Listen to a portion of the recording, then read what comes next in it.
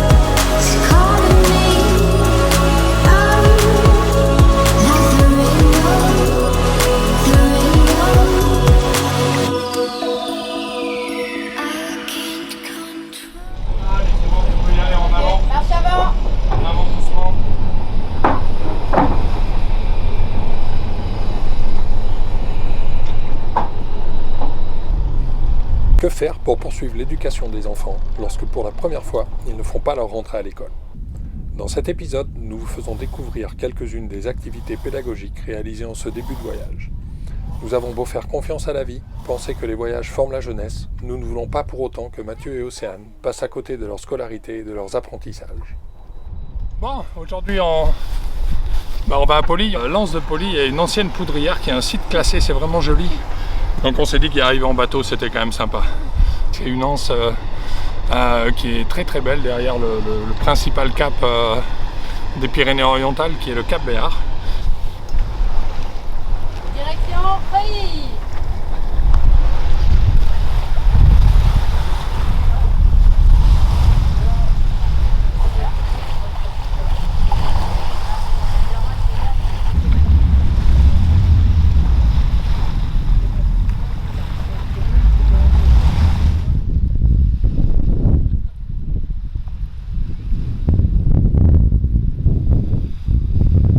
On est arrivé à Poly qu'on connaît bien parce qu'on vient souvent au mouillage ici.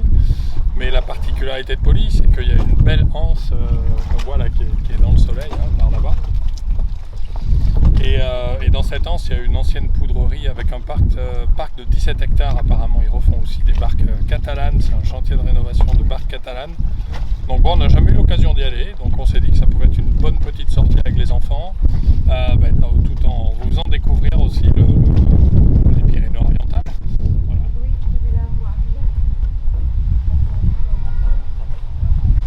Bon chérie, on y est? Oui, on y est finalement. Après toutes les fois qu'on vient à Poly pour mouiller, pour aller se baigner, faire des ploufs, marcher jusqu'au Cap de Bar, finalement, on arrête. Ça s'appelle le site classé de l'anse de Poly. Viens, on va visiter le site. On va voir qu'est-ce qu'il y a. Allez.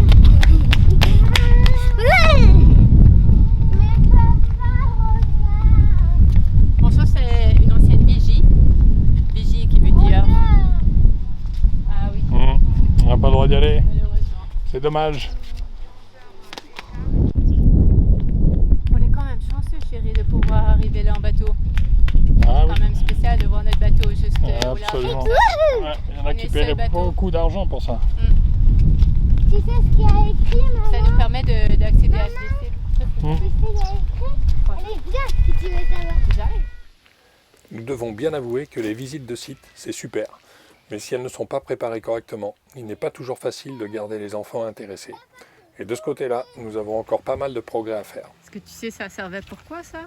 Pour la carrosserie, ces roues-là, Oui. ben, ce sont des roues pour la carrosserie. C'est intéressant de savoir à quoi ça sert exactement. Toutes ces roues de carrosserie, Oui. Quand la carrosserie, elle est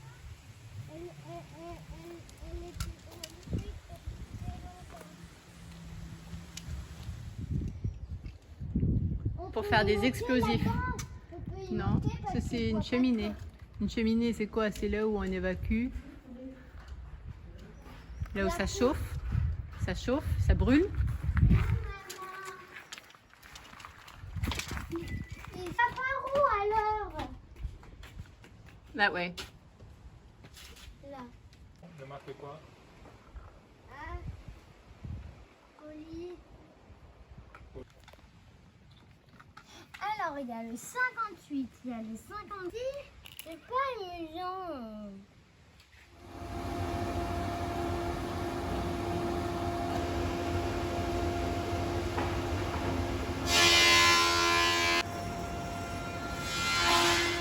Ils sont en train de remonter. Là, ils sont sur le sable. Là, ils sont sous l'eau, sous le sable, sous l'eau. Oh, wow, c'est pas ça.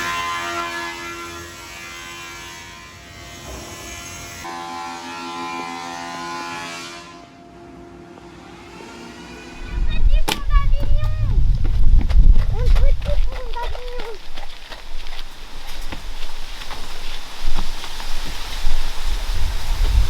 C'est là où on était tout à l'heure. C'est ça. Et qu'est-ce qu'on voit devant? Le bateau. Ouais. Tout ça. Au terme de cette journée, le bilan sera plutôt positif. Il est temps de retourner à notre port d'attache, puis de changer d'univers pour nous retrouver du côté de Toulouse. Bienvenue à la Cité de l'Espace, une occasion de s'intéresser aux fusées, aux planètes et plus largement aux sciences.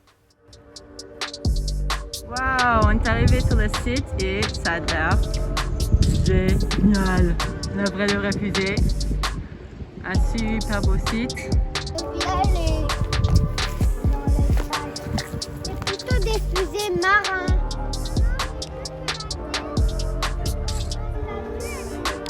Qu'est-ce qu'on voit là? Il est où le soleil? La planète rouge. La Terre, il appelle la seule planète à abriter la vie.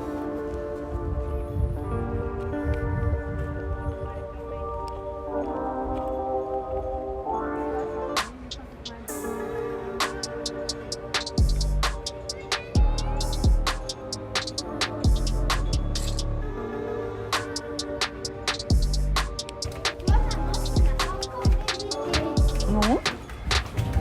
Ils ont pris des vieilles stations Mir et puis ils ont refait, tu vois. Donc ça c'est pour brosser les dents.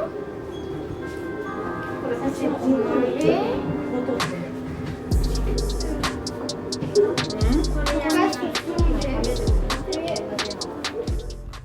La cité est vraiment très bien pensée. Il y a pas mal d'animations interactives et les enfants peuvent vraiment en profiter. Mathieu, qui apprend beaucoup au travers d'émissions comme C'est pas sorcier, peut par exemple s'approprier de façon plus concrète le principe physique d'action-réaction en parcourant la salle des moteurs.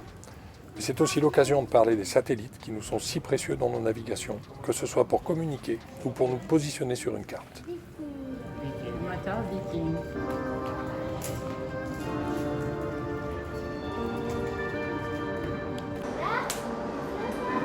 Et regarde Mathieu, regarde.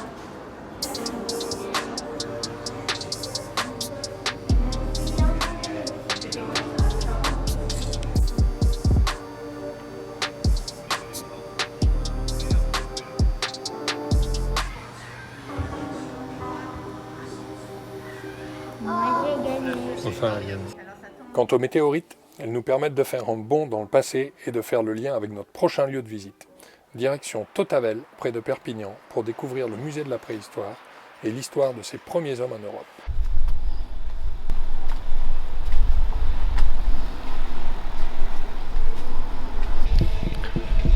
Bon, aujourd'hui, on est à Tautavel, c'est un site préhistorique où les enfants vont pouvoir s'amuser. Ils ont suivi ça déjà dans plein d'émissions.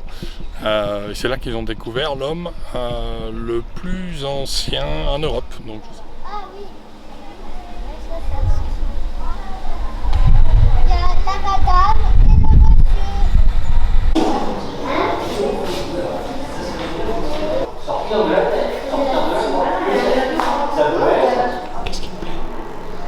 Tous les hommes préhistoriques, Qu'est-ce qu'il faisait l'homme préhistorique? ils chassaient les animaux. Exactement. Il chassait avec quoi? Ils faisaient des lances, puis comme ça ils les lançaient. Et là, qu'est-ce qu'on va aller voir maintenant? Le feu. On va voir comment il faisait du feu. Moi, dans C'est pas sorcier, ce matin, j'ai vu qu'ils utilisaient un truc avec un bâton Oui. pour faire du feu. Et ça sent le feu. Je prends ma baguette, je la pose dans ma planche ici, dans le petit trou. Je vais tenir ma planche avec le poids du corps, parce que si j'appuie pas avec le poids du corps, la planche va se mettre à tourner, ça va faire hélicoptère, on va se retrouver au plafond. C'est pas le but du jeu. On appuie bien fort sur la planche. Là, vous allez voir, quand je mets le premier coup d'archer, eh ben, ça va fumer ici en bas. Ceux qui sont face à moi, vous constatez que dans la petite encoche qu'on a préparée, il commence à y avoir de la sueur qui s'écoule. Cette sueur de bois n'est pas tout à fait normale, vous voyez, elle est un peu carbonisée, elle est brunie. C'est ce qui va lui permettre de s'embraser quand je lui donnerai le signal. Et là, comme c'est bien plein, j'accélère un peu pour créer l'appel d'air. Vous voyez, la fumée passe par dessous de la sueur. Et comme je suis un gros feignant, bah, je m'arrête là. Alors là, j'ai obtenu un petit tas de sueur qui fume. Qu'est-ce qui est en train de se former dans le tas de sueur? Me dites pas une merguez, les loulous? Une braise. Alors, bah, comme on a une braise, bah, c'est un jeu d'enfant. Hein. Je recouvre délicatement avec de la poudre de papaye.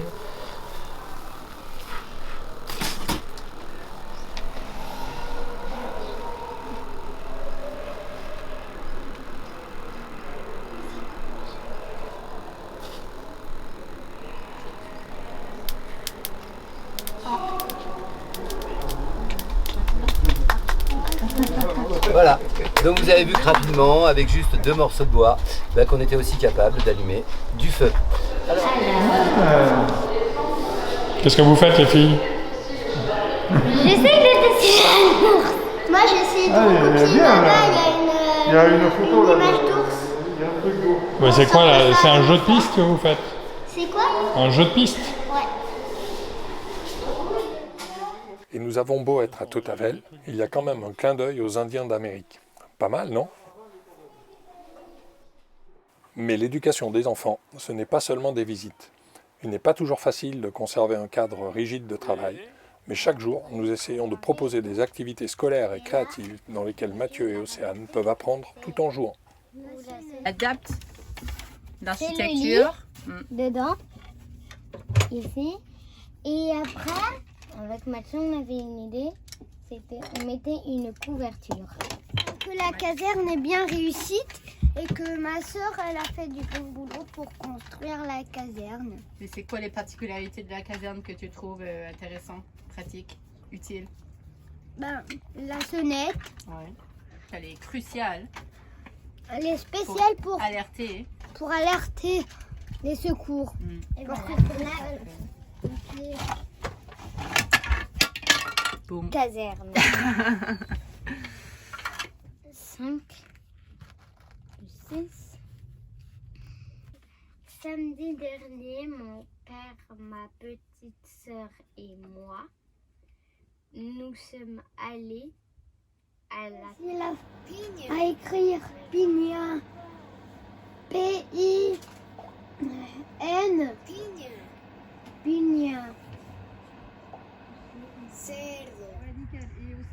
Et comme chaque lieu d'escale réserve son lot de trésors, on vous laisse avec la visite de l'arboretum de Canet-en-Roussillon. Bon, aujourd'hui avec les enfants, on vient visiter l'Arboretum de Canet-en-Roussillon. Un super beau lieu pour découvrir plein d'espèces d'arbres et de fruitiers, de plantes, d'arbres, tout ça. Fait que une belle découverte pour les enfants. Ça va nous faire sortir les livres pour en connaître davantage. Océane, venez voir la fourmi. C'est ça là-bas. Ça aussi. Je voyais à peine. Ça, c'est la fourmi qui est là. Exactement.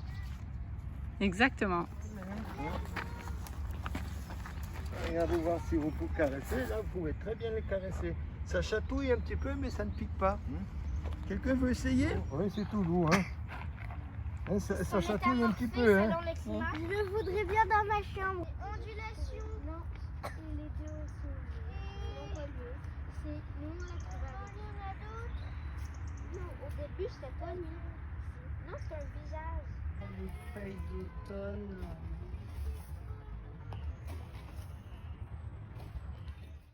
Et pour finir, nous prenons un peu de hauteur en allant faire une randonnée jusqu'à la tour Madeloc, perchée à 650 mètres d'altitude, et qui nous offre une superbe vue sur le golfe du Lion.